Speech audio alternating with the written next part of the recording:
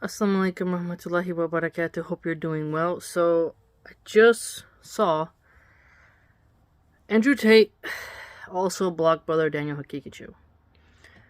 This is really disappointing because the list has grown too long for me on all the people he's blocked. And I think this is a huge sign that no Muslim should financially support him. Because now you need to question his intentions. Okay? To block Daniel, who consistently is going at liberals, okay? Now, every Dawa person has their faults. No one's perfect, and everyone has their strong suits. But Daniel, he debates, he goes head-to-head with people, and he's not afraid to talk to Destiny, Vosh, some of the most insufferable people on the planet. And he faces immense backlash for everything he does. And so, man, to block him out, it shows whose side you're on. Okay?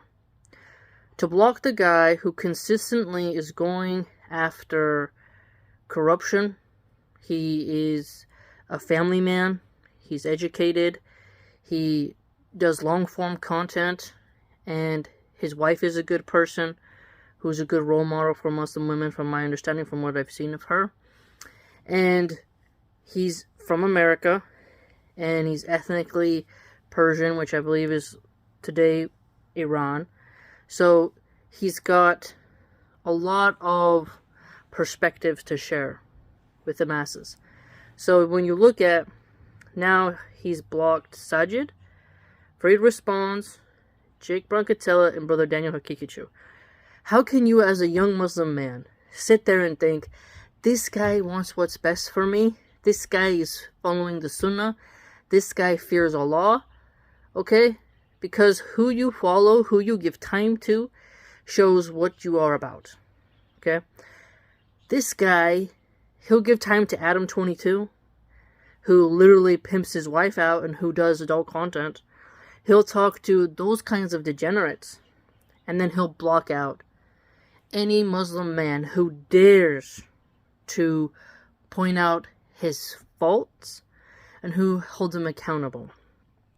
And that can show you he's not as tough as he claims to be, because a wise man, he doesn't cut off men who are seeking to actually really help him. And brother Daniel, he was very kind, more kind to Andrew Tate than me, you know? And so, look how easily Andrew Tate tosses him to the dust. Look at that. I'm shocked, to be quite honest with you. Be careful out there. You know, clearly, Shaitan is having fun with Tate. And maybe Tate loves harlots, money, cars, private jets, the dunya, more than he loves the hereafter, more than he's excited for the hereafter. Okay, he's stuck in his beastly realm, and his bigotry towards immigrants, and his coddling of the white Christian nationalists who despise him and mock him, shows that he's going through a very weird period. Okay? And it's also very sad to see, that quick of a demise. You got all that money, but instead you go to Dubai, well, there's a bunch of escorts, everyone knows it, and you're on yachts with chicks in bikinis and all that.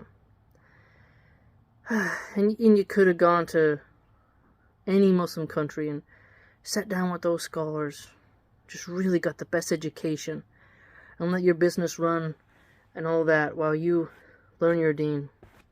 You could have got Muslim wives, his girlfriends that he says he'll never marry. They're not Muslim, and he could have easily got, because of his wealth, a decent Muslim sister who will accept him for his past, right? Now, if I had female family members who are really good and they're Muslim, would I Give them advice to marry Tate? No. I think if you love your daughter, you wouldn't let her marry Tate.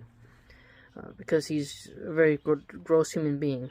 And I'm trying not to backbite, even though I really want to really bad. But, yes, Allah forgive your sins, but clearly he's still in the same habits, same mode of speaking, still clutches on to his jahiliyyah. So, maybe this will be a wake-up call. Maybe he'll do the right thing and unblock Brother Daniel and unblock all the others so that he doesn't isolate himself, because the Groypers are going to toss him. Sneeko learned this a little bit the hard way. Okay? They use people and throw them away. If people are racial Christian identitarians, and they'll throw their own Christians who are Mexicans, Hondurans, El Salvadorians under the bus, of course they will throw a mixed-race Muslim under the bus. Because they are very adamant about the future they want. Okay? And they don't want Muslims there. They are inciting violence against us. Alright? And it's dark times ahead. Yet at the same time, there is hope. Because we can never despair in the hope of Allah. So, shame upon Andrew Tate for blocking Daniel. It's cowardly. You know, big tough guy, but blocks people who give him the most respectful and mild criticism. Who is in Tate's ear right now? Let me ask you that. Who's in his ear telling him to block people? And before you say, oh, it's his worker who's blocking all these people, he has no idea. Baloney. Okay? Why would he think that's a good idea? To run for political office, to establish non-Muslim laws, non-Muslim ideals, anti-Islamic operations, and things like that. And then suddenly, as soon as he announced he's going to run for office, he cuts off all the Muslims. So, when he was going through a hard time, here Muslims save me, write to me, boost me in the algorithm, make TikToks of me, make me famous. And now when it's, okay, I don't need you guys anymore, you're correcting me, you're not my slaves, you're not my little male simps. Okay, now I'm cutting you off. I want nothing to do with you guys. Yada yada. This is very sad. Being a Muslim isn't like a cosmetic PR thing.